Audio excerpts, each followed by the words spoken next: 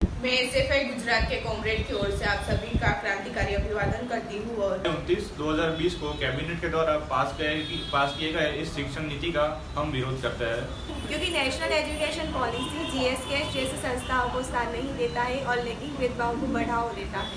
क्योंकि भारतीय भाषाओं और आत्मनिर्भरता के नाम पर विश्वविद्यालय को बेचने का प्रयास किया जा रहा है। क्योंकि इस शिक्षा का बाजारीकरण, केंद्रीयकरण और सांप्रदायिकरण करता है। एनएपी 2020 में कैंपस डेमोक्रेसी को कोई स्थान नहीं है। क्योंकि हम सबको मालूम है कि एजुकेशन एक कॉन्करेंट लिस्ट में आने वाला सब्जेक्ट है। तो वो कॉन्करेंट लिस्ट मतलब क्या है कि उसका चर्चा होना चाहिए स्टेटों के साथ, मतलब राज्यों के साथ उसके चर्चा होना चाहिए, बट वो राज्यों के साथ चर्चा हुआ नहीं है और एनईपी को ना लोकसभा में ना राज्यसभा में उसका चर्चा किया गया। जो हम भविष्य के बारे में बोलते हैं, मतलब भारत का भविष्य है शिक्षा, दुनिया का ही भविष्य शिक्षा है, बट वो शिक्षा का चीज़ खाली एक कैबिनेट पास करना वही सबसे बड़ा अत्ताताई है। कि आपने देखा कि हमारे सारे कॉमरेड्स ने एनईपी के साथ में जितने सारे इश्यूज हैं उनके बारे में कंसर्न और क्वेश्चन रेज किए। तो सबसे पहला मेरा सवाल ये है कि कैसे जो है 29 जुलाई को ये कैबिनेट ने एनईपी को पास कर दिया बिना स्टेट के कंसर्न के, बिना पब्लिक डिबेट्स के, बिना किसी का मत लिए हुए। तो इसलिए नेशनल एजुकेशन पॉलिसी को हमको एक बार फिर से देखना होगा। दूसरे जो बहुत सारे सवाल हैं नेशनल एजुकेशन पॉलिसी के साथ में, वो ये हैं कि नेशनल एजुकेशन पॉलिसी में जो लैंग्वेज का इश्यू है वो ये है कि लैंग्वेज के साथ स्किल को जोड़ा गया है, लेकिन जो स्किल को जोड़ा गया है उसमें जाति का जो भेदभाव होगा स्किल के साथ में, ऑक्यूपेशन के साथ में, उसके बारे में इस एजुकेशन पॉलिसी में कुछ नहीं बोला गया है। दूसरा जो सबसे बड़ा सवाल है एजुकेशन पॉलिसी के साथ में वो कम्युनलाइजेशन और कॉमर्शियलाइजेशन का है।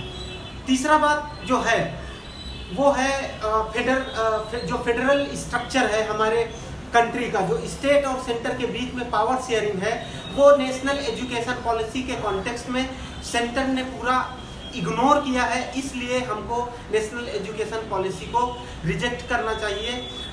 बाकी जो 5+3+3 का इश्यू है उसमें इस गवर्नमेंट ने नेशनल एजुकेशन पॉलिसी में कुछ मेंशन नहीं किया है कि उसका क्या एक्सप्लेनेशन है, क्या लॉजिक है। और जो बाकी सवाल हैं, जो सरकार ये बोल रही है कि हम भारत की जो रीजनल लैंग्वेजेस हैं, जो भारत की लोकल भाषाएं हैं, उनको हम इंक्लूड करेंगे, लेकिन ये सरकार हमको ये नहीं बता रही है कि इन भाषाओं को कैसे इंक्लूड किया जाएगा। क्या ये लोकल भाषाएं जो प्राइवेट इलीट स्कूल्स हैं उसमें लागू होंगी या नहीं होंगी, कि क्या खाली गरीब अपनी रीजनल लैंग्वेज में पढ़ के केवल गांवों तक रह जाएंगे, केवल कास्ट ऑक्यूपेशन में रह जाएंगे। इस बारे में इस एजुकेशन पॉलिसी का कोई भी एक्सप्लेनेशन नहीं है।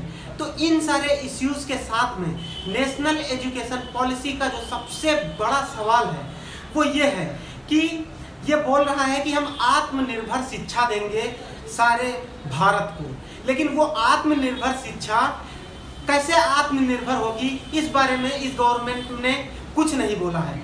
क्यों नहीं बोला है और कैसे आत्मनिर्भरता नहीं आएगी, उसका कारण यह है कि ये एजुकेशन पॉलिसी मेंशन करता है कि फॉरेन यूनिवर्सिटीज सेटअप होंगी। तो फॉरेन यूनिवर्सिटीज विदेशी हैं, तो देसी एजुकेशन या आत्मनिर्भर एजुकेशन नहीं हो सकता है। इसलिए SFI Gujarat national education policy को एक बार फिर से विश्लेषण के लिए सरकार को अपील करता है और बोलता है कि इसको एक बार फिर से देखा जाए, रिव्यू किया जाए और इसको रिजेक्ट किया जाए।